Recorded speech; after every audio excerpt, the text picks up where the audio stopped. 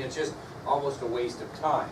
So that'll take us then to the election of 1880, and we'll see what happens after the 4-year run of Rutherford B. Hayes, which was very unsuccessful and very difficult for him personally. So the election of 1880.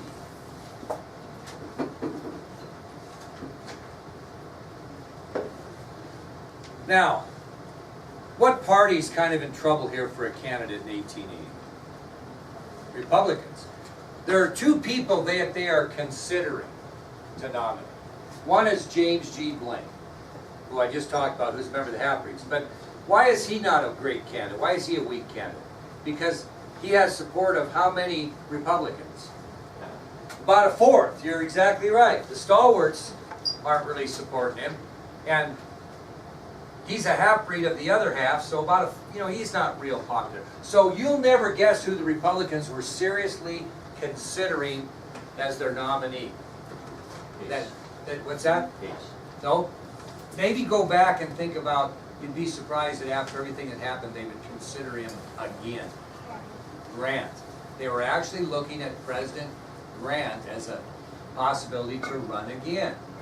That's how, I guess, hurting they were for candidates. So what happens sometimes? Let's say that we're looking for a new head volleyball coach. I'm just using them, we're not looking for them. And we get two new candidates, that nobody really likes.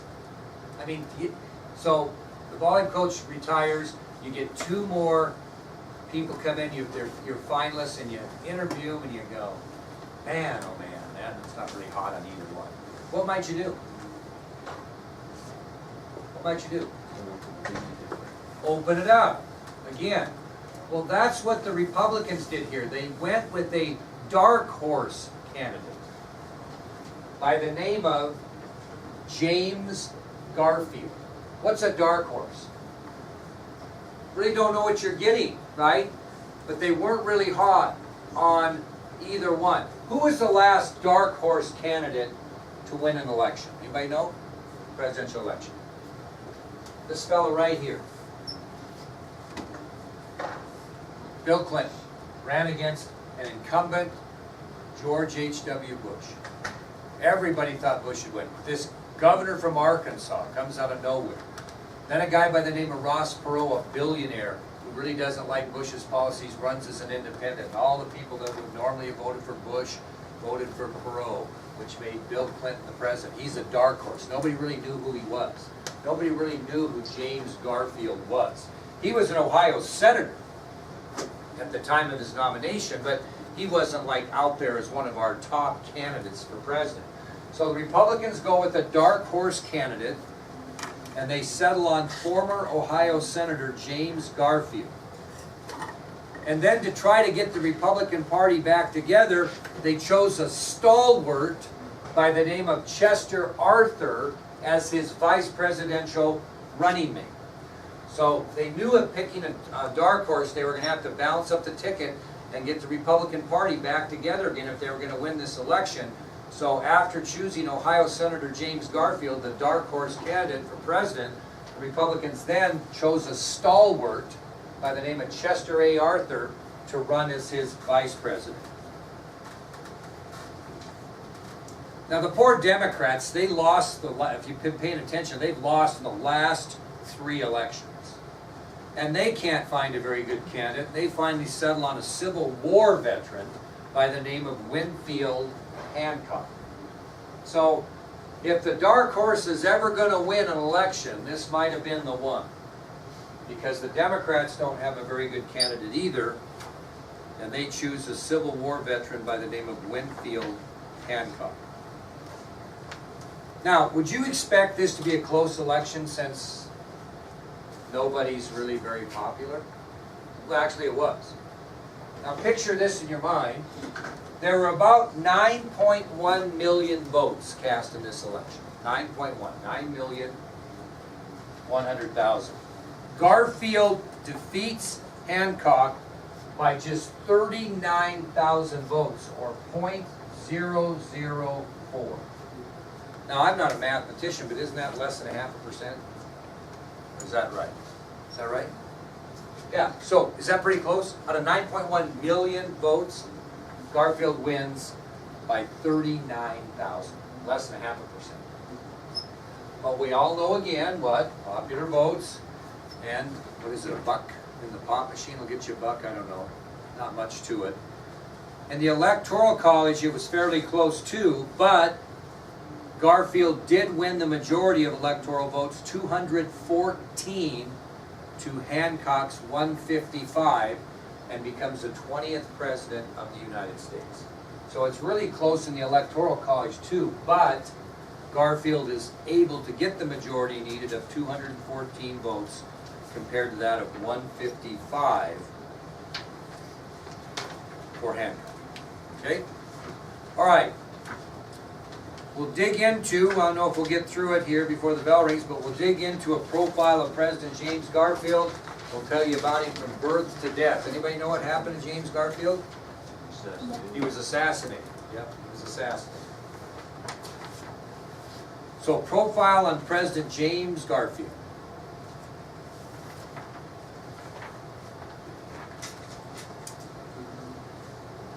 James A. Garfield was born in Ohio on November 19th, 1831.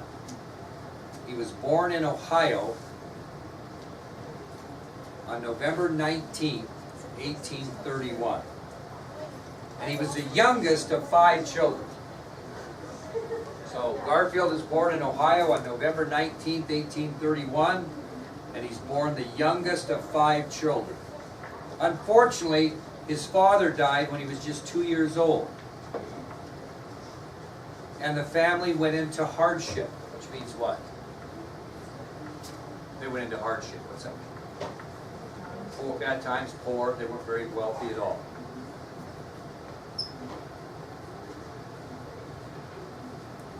Well, Garfield had to work as a teenager, a young teenager, to help with the family.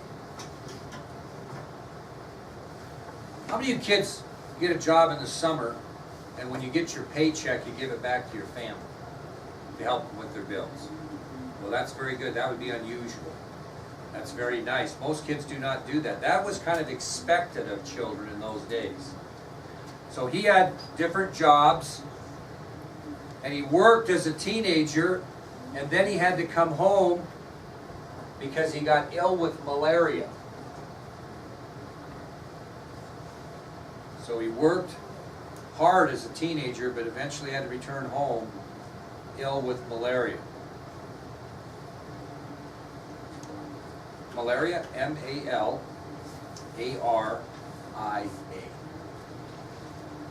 Well, it took him some time to recover. He graduates high school and he enrolls at the Western Reserve Institute, now known as Hiram College. So after his recovery from malaria, finishes school and enrolls in the Western Reserve Institute, now known as Hiram College. What state is that in, you bet? Ohio. Yeah. Hiram College in Ohio. Western Reserve Institute. You ever heard of Rocky Mountain College? It used to be called Billings Polytech Institute.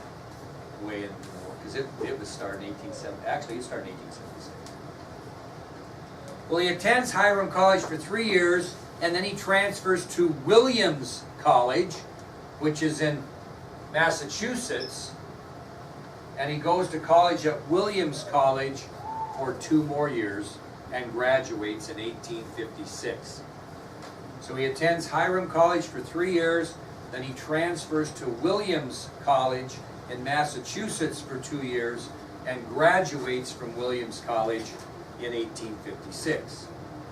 Now, we'll talk about a little bit of a U-turn. What do you think he does well, I'll just tell you this. He majors in ancient languages and literature at Williams College. Ancient languages and literature. So what do you think he does for his first job? Anybody want to guess? If you think about, what's that? Close. He goes back to Hiram College and returns as a professor of ancient languages and literature. So after his graduation from Williams College, he goes back to Hiram College. He works as a professor of ancient languages and literature. What year would that have been? Yeah, well, 1856-ish, yeah. Well, they liked him so much that the next year, at just the age of 26, guess what Hiram College hired him to be? Higher. What's higher than the dean? President. He was hired as the president of Hiram College. He was just 26 years old. He'd only been there 1 year as a professor. So he must have had a pretty good reputation the 3 years that he went to school there for them to hire him back as a professor. He must have done a pretty good job as a professor for 1 year later to have them hire him as president of the college. Well, on November 11th of 1858, he married Lucretia Randolph, who was the daughter of an Ohio farmer. On November 11th of 1858, he married Lucretia Randolph, who was the daughter of an Ohio farmer. And they had 7 children.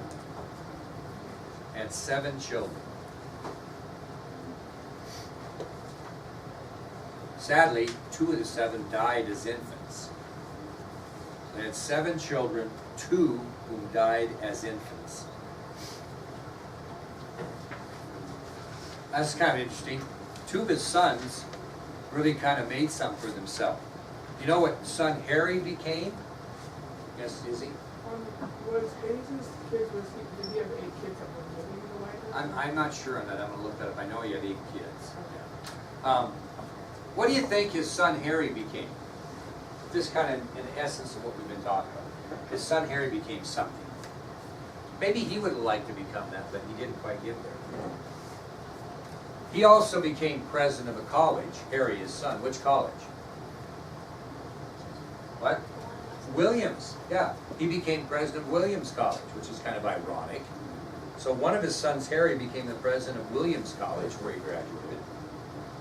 Another son, James Garfield Jr., served as Secretary of the Interior under President Theodore Roosevelt. So kind of just a couple of tidbits there. One of his sons was president of Williams College, where he went. His other son, James Jr., served as Secretary of the Interior under President Theodore Roosevelt. We'll be getting there pretty quick. Garfield served in the Civil War. He advanced quickly in the Civil War, like a lot of officers did, and he left the Civil War at the rank of Major General. Okay, so Garfield served in the Civil War. He worked his way up quite quickly in command, and by the time he left the Civil War, he had the rank of Major General.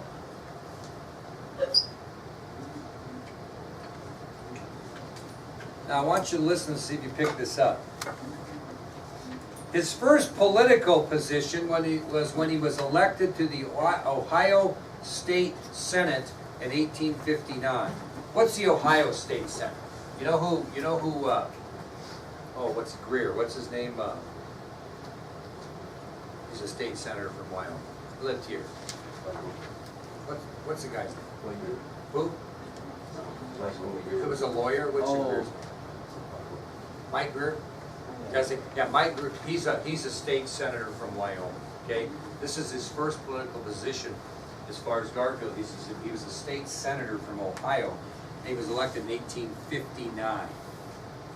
The second position he served was in the House of Representatives from Ohio, and he was elected in 1862. Elected to the Ohio State Senate in 1859 and the House of Representatives in 1862. Seems a little different about that. Think about it. Look at that. Look at the dates. What? Okay, but look at the dates. So he was elected in 1859 to the Ohio State Senate. Then he was elected to the House of Representatives in 1862. While doing what? What was he doing during those years? During the Civil War. He was elected while serving in the Civil War, which is pretty incredible. So he was elected to both those positions despite the fact he was still serving in the Army during the Civil War. Elections don't go away when you're at war, right? Now, I'll tell you how popular he was in the House of Representatives. Anybody know how long those terms are, by the way? How long is the House of Representatives term? 2 years. Very good. He was re-elected to the House 8 times. So he's elected originally and then was re-elected 8 times. So how many years did he serve in the House? 16. 8 times 2 is 16 and 2 is 18. And obviously, if we're listening, what was he elected to after the House? Because he was that when he was nominated for president, senator. So he was also elected to the United States Senate. Now here's one for you. Do you remember the impeachment trial of Andrew Johnson in which Edmund Ross voted not guilty and saved Johnson's presidency? Garfield was there and voted guilty. He was one of the men that voted guilty to remove President Andrew Johnson from office.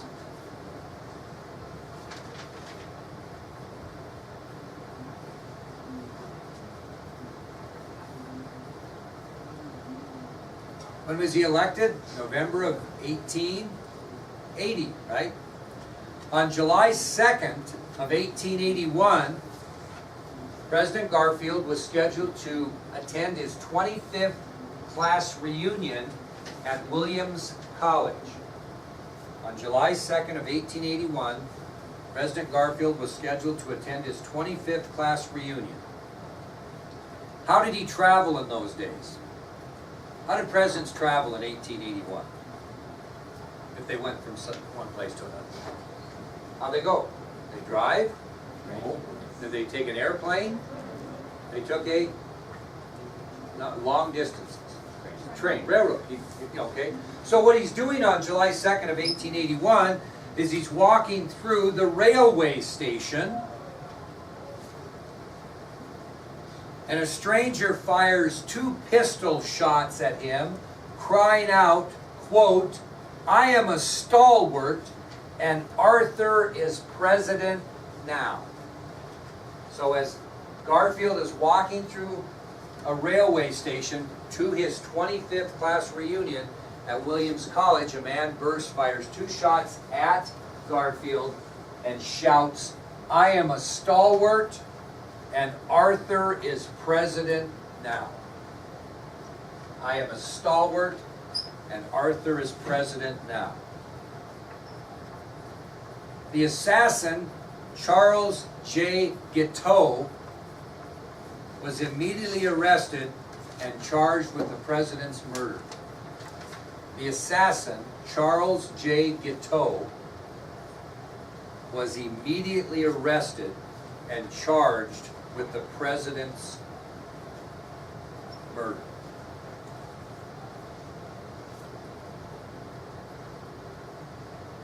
Two bullets, right? One grazed his arm, no problem.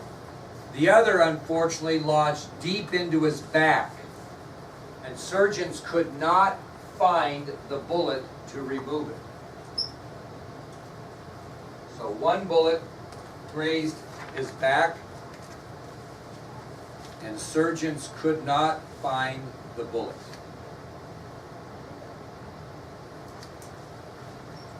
Inventor Alexander Graham Bell even brought in a device that he invented to try to find the bullet, because remember he did the telephone, still didn't work.